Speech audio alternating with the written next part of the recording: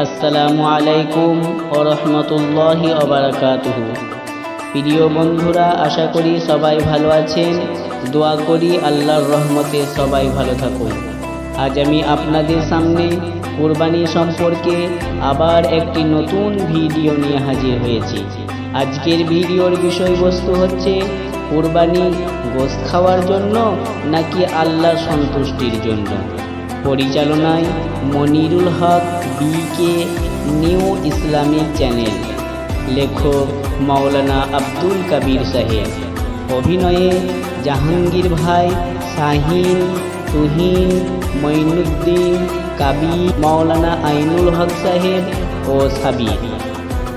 আবসার মোড়লের অভিনয় করেছে আমাদের প্রিয় জাহাঙ্গীর ভাই। আনসার মোল্লার অভিনয় করেছে শেখ তুহিন এবং শামসুল কাজী অভিনয় করেছে শেখ শাহিন।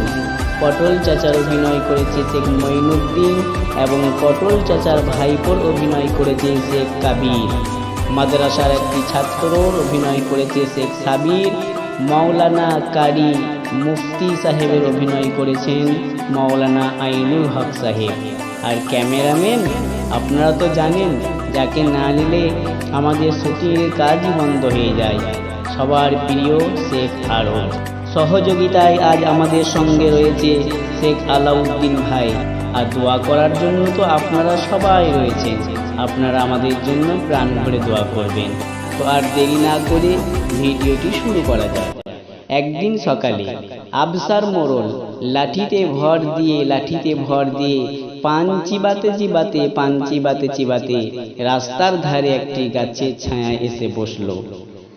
এমন সময় পাশের গ্রামের আনসার মোল্লা লুঙ্গির কেঁচাটাকে ধরে হাঁটতে এসে আবসার মোড়লের পাশে বসলো এবং দুজনে মিলে গল্প করতে লাগলো। কিছুক্ষণ পর শামসুল কাজী খোঁড়াইতে লাঠিতে ভর দিয়ে খক খক খক খক করে কাস্তে ওদের দুজনার কাছে এসে হাজির হলো এবং সেখানে সে বসে গেল। বসার পর একে অপরের মধ্যে সব জিজ্ঞাসা করতে লাগলো। তখন আবসার মোড়ল বলছে, কি হে, এত দেরি করলে যে আজকে? তখন শামসুল কাজী বলছে, কি করব ভাই, শরীরটা ভালো নয়, এই দুদিন শরীরটা খুব একটা ভালো যাচ্ছে না, হাতে পায়ে খুব ব্যথা করছে, দেখো হাঁটুগুলো সব কি হয়েছে, দেখো খুব ব্যথা করছে। তখন শামসুল কাজী বলছে, ডাক্তার দেখাও? বলছে, হ্যাঁ ডাক্তার দেখাচ্ছি, প্রচুর টাকা খরচ হয়ে গেছে কিন্তু ভালো হচ্ছে না। তখন আনসার মোড়ল বলছে, ভালো করে ডাক্তার দেখাও, বড় ডাক্তার দেখাও। বললেন, হ্যাঁ রে ভাই, বড় ডাক্তারই দেখিয়েছি, টাকা পয়সার কি অভাব আছে নাকি? বড় ডাক্তার দেখিয়েছি, ভালো ডাক্তারকেই দেখিয়েছি, কিন্তু কমছে না। এইভাবেই তারা নিজেদের মধ্যে একের পর এক গল্প করতে আরম্ভ করলো। এমন সময় ওই রাস্তা দিয়ে পটল চাচা তার ভাইপোকে নিয়ে কুরবানির গরু কিনতে যাচ্ছিল। তাই তারা যখন কুরবানির গরু কিনতে যাচ্ছে, তখন দূর থেকে আবসার মোড়ল বলছে, এই পটলা, এই শোন, এদিকে শোন। বললে, কি চাচা, কি হয়েছে, কোথায় চললি তোরা? বলছে, কুরবানির গরু কিনতে চললাম গো, দেখতেই তো পাচ্ছ আজকে রবিবার, আজকে রবিবার হাটবার, আজকে আমি কুরবানির গরু কিনতে চললাম, আর মাত্র কটা দিন বাকি আছে। বলে, কত টাকা নিয়ে চললি? কুরবানি গরু কিনতে চললি? বলছে, আর কত টাকা নেবো চাচা, ওই 15-20 হাজার টাকার মধ্যে একটা গরু দেখবো। তখন ওরা হাসতে বললো, 15-20 হাজার টাকায় 15-20 হাজার টাকায় গরু দেখবি তোরা? আরে 15-20 হাজার টাকা ছাগলের দাম রে, এটা ছাগলের দাম। 15-20 হাজার টাকার গরু কিনে ক কেজি গোশ হবে তোদের? গোশ খেতে পাবি তো তোরা? আর 15-20 হাজার টাকা দামের গরুর গোশ ভালো হবে তোদের? এই বলে আবল তাবল কথা শোনাতে লাগলো। তখন পটল চাচা বলছে, আমাদের যা অবস্থা, আমাদের যা সামর্থ্য আছে, আমি তো সেই অনুযায়ী কিনবো, আমার কাছে এর থেকে বেশি টাকা নাই। এই বলে মনটা খারাপ করে তার ভাইপোকে নিয়ে সে গরু কিনতে চলে গেল। তখন আবসার মোড়ল, আনসার মোল্লা এবং শামসুল কাজীকে বলছে, এই 15-20 হাজার টাকায় কোনো গরু হবে? একটা ছাগলের দামই তো 15-20 হাজার টাকা, কি গরু কিনবে বলতো? আমার গরুটা দেখে আসবে তোরা, আমার গরুটা কত সুন্দর দেখগা, 50 হাজার টাকা দামের আমি একটা গরু কিনেছি, 6 মণ গোশ হবে সেই গরুটা, এত সুন্দর গরু, দাঁড়িয়ে তাকে দেখতে হবে। তখন আনসার মোল্লা বলছে, এই ফালতু বরাং করো না, এই 50,000 টাকার গরু কিনে তুমি বরাং করছো? আমার গরুটাকে দেখে আসবে। 70,000 টাকা দিয়ে একটা গরু কিনেছি, 5 জন এসে দেখে যাচ্ছে, তুমি কাল গিয়ে আমার গরুটাকে দেখে এসো। 8 থেকে 9 মণ গোশ হবে আমার গরুটা। তখন শামসুল কাজী হাঁপ ছেড়ে বলল, আরে ভাই, তোরা এই 50, 60, 70, 80 হাজারে গরু কিনে এত বরাং করছিস, এত বরাং করছিস, এত গোশ কিনবি, এত গোশ হবে, এত গোশ হবে, তাহলে আমার গরুটার কথা শুনলে তো তোরা অবাক হয়ে যাবি। তখন এরা বলছে, কেন, তোমার গরু কি এমন গুণ আছে? বলছে, আমার গরুর দাম শুনলেই তোদের মাথা ঘুরে যাবে। বলছে, ফালতু বকো না, কি আমার কিপ্টে মানুষ, তুমি আবার গরু কিনবে? বলছে, না রে ভাই, আমি কিপ্টে নয়, কোরবানির সময় আমি কিপ্টে গুড়ি করি না, কোরবানির সময় আমি ভালোভাবে কোরবানি দিই, আমার গরুর দাম শুনলে তোদের মাথা ঘুরে যাবে। তখন আফসার মোড়ল এবং আনসার মোল্লা বলছে, আরে ভাই বল না, তোর গরুর কত দাম এবার বল না শুনি। তখন শামসুল কাজী বলছে, আরে আমার গরুটা আমি 1 লাখ টাকা দিয়ে কিনেছি। তখন ওরা ধরাম করে লাফিয়ে উঠেছে। তখন বলছে, কি বললে, তুমি 1 লাখ টাকা দিয়ে গরু কিনেছো, কোরবানি গরু কিনেছো? বলছে, হ্যাঁ, আমি 1 লাখ টাকা দিয়ে কোরবানির গরু কিনেছি এবছরে। বলছে, আরে তুমি তো একটা হার কিপ্ট লোক, তুমি তো দুটো চপ খাও, তুমি চপ কিনতে গেলে ওজন করে চপ নাও, তুমি তো চপ কিনতে গেলে ওজন করে চপ নাও, তুমি 1 লাখ টাকার গরু কি কিনবে? বলে, আরে আমি কিপ্ট হতে পারি, আমি যাই হতে পারি, কিন্তু কোরবানির সময় আমি দামি গরু ছাড়া আমি কিনি না, সেই জন্য এবছরে আমি 1 লাখ টাকা দামের গরু কিনেছি, আমার গরুর গোশত তোরা দেখে আসবি। এইভাবে তারা নিজেদের মধ্যে অহংকার করছে আর কোরবানির গোশত, কোরবানির গোশত, কোরবানির গোশত এই নিয়ে আলোচনা করছে। ঘন্টা 2 পরে যখন পটল চাচা এবং তার ভাইপো হাটে থেকে গরু নিয়ে বাড়ি ফিরছে, তখন ওই মুরব্বী লোকগুলো বলছে, দেখ দেখ দেখ, আমরা যা বলেছিলাম ঠিক তাই হলো, গরু কিনেছে না ছাগল কিনেছে, ছাগলও এর থেকে বড় হয়, ক কেজি গোশ হবে বলতো? এই বলে ওদেরকে আবার তাচ্ছিল্য করলো, অপমান করলো। এমন সময় ওই রাস্তা দিয়ে একজন মাদ্রাসার ছাত্র যাচ্ছিল। যেতে যেতে যেতে যেতে তার কানে পড়লো যে এই মুরব্বী মানুষগুলো তারা টাকা টাকা টাকা নিয়ে অহংকার করছে, কোরবানির গরুর দাম নিয়ে তারা নিজেদের মধ্যে অহংকার করছে, আর কোরবানির গোশত, কোরবানির গোশত, কোরবানির গোশত এই নিয়ে গোশত গোশত করে খালি আলোচনা করছে। তাই সে কাছে গিয়ে বলল, চাচা কি হয়েছে আপনাদের? তখন বলল, এই আমরা গরুর কথা বলছি, বা কোরবানির গরু কিনেছি, তাও 50,000 টাকা দামের গরু কিনেছি আমি, ও কিনেছে 70,000 টাকা দামের গরু, আর এই বলছে আমি 1 লাখ টাকা দামের গরু কিনেছি, এই সব কথাই আলোচনা হচ্ছে, তাহলে কার গোশত বেশি ভালো হবে বলতো, কার গোশতটা বেশি ভালো হবে? তখন মাদ্রাসার ছাত্রটি বলছে, চাচা আপনারা যে আলোচনাটা করছেন এই আলোচনাটাই ভুল করছেন, এই আলোচনাটাই হচ্ছে না। কেন আলোচনা ভুল হচ্ছে কেন? বলছে, আপনারা যে কোরবানির গরুর এত দাম দিয়ে কোরবানির গরু কিনেছি, এত দাম দিয়ে কোরবানির গরু কিনেছি, এই যে কথাগুলো বলছেন, এই যে টাকার গরম দেখাচ্ছেন আপনারা, এটা হচ্ছে একটা অহংকার, এই অহংকারটাই তো আপনাদের খারাপ হয়ে যাচ্ছে। তারপরে আপনারা কি বলছেন যে কোরবানির গোশত এত হবে, কোরবানির গোশত হতে হবে, এই কথাটাও ভুল হচ্ছে। তখন সেই লোকগুলা রেগে গিয়ে বলছে, এই তুই আমাদেরকে জ্ঞান দিতে এসেছিস? সামান্য একটু বয়সের ছেলে, এখন থেকে তুই আমাদেরকে জ্ঞান দিতে এসেছিস? দুপাতা পড়ে তুই বিশাল মৌলবি হয়ে গেছিস, লাই তোর মতো কত মৌলবির সাথে আমাদের পরিচয় আছে, যা তুই এখান থেকে, যা যা এখান থেকে যা। এই বলে আফসার মোড়ল মাদ্রাসার ছাত্রটিকে অপমান করে তাড়িয়ে দিল এবং তারা নিজেদের মধ্যে বলা বলি করতে লাগলো, এই সামান্য 2 পাতা পড়ে কেমন ফতোয়া দিচ্ছে দেখছিস, এই জন্য আমি আলিম মৌলবীদেরকে দেখতে পারি না, এই জন্য আমি আলেমদেরকে দেখতে পারি না, 2 পাতা পড়ে সব ফতোয়া দিতে লাগে। এই বলে তারা নিজেদের মধ্যে আবার গল্প করতে শুরু করলো। তারা যখন গল্প করছে গল্প করছে গল্প করছে গল্প করতে করতে গল্প করতে করতে হঠাৎ তাদের নজরে পড়ল যে মাওলানা কারি মুফতি আইনুল হক সাহেব ওই রাস্তা দিয়ে পার হয়ে যাচ্ছেন। তখন আফসার মোড়ল দূর থেকে বলল, আসসালামু আলাইকুম মুফতি সাহেব, মুফতি সাহেব একবার শুনেন শুনেন শুনেন, একবার কাছে আসেন, দরকার আছে, একবার শুনেন। তখন মুফতি সাহেব আস্তে আস্তে আস্তে এগিয়ে গিয়ে বলল, ওয়ালাইকুম আসসালাম ওয়া রাহমাতুল্লাহি ওয়া বারাকাতুহু। কি হলো চাচা যান, আপনাদের কি হয়েছে, ভালো আছেন তো সবাই? হ্যাঁ আমরা সবাই ভালো আছি, বসো বসো বসো, একটু বসো, একটু তোমার সঙ্গে দরকার আছে। যে বলেন চাচা কি হয়েছে, কি সমস্যা হয়েছে? তখন আফসার মোড়ল বলছে, বললো একটু আগে একজন 20,000 টাকা নিয়ে কুরবানির গরু কিনতে যাচ্ছিল, তাই আমরা তাকে খুব অপমান করলাম যে 20,000 টাকা আবার কুরবানির গরু হয় নাকি, কুরবানির গরু 20,000 টাকা হবে? এই জন্য তাকে আমরা অপমান করলাম। এই যে আনসার মোল্লা, এ বলছে আমি 70,000 টাকা দিয়ে গরু কিনেছি, শামসুল কাজী বলছে আমি 1,00,000 টাকা দিয়ে গরু কিনেছি, আর আমি 50,000 টাকাতে আমি গরু কিনেছি।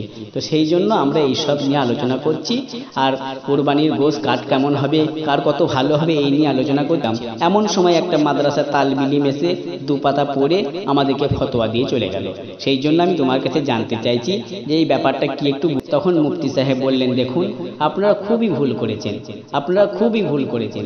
কারণ আপনারা কুরবানির গরুর দাম নিয়ে যে আলোচনাটা করছেন, আপনি বলছেন আমি 50,000-এ গরু কিনেছি, ও বলছে আমি 70,000-এ গরু কিনেছি, ও বলছে আমি 1,00,000 টাকা দিয়ে গরু কিনেছি। এই যে দামের জন্য আপনারা অহংকার করছেন, এই যে দামের জন্য আপনারা অহংকার করছেন, এই অহংকার করাটাই আপনাদের সাজছে না।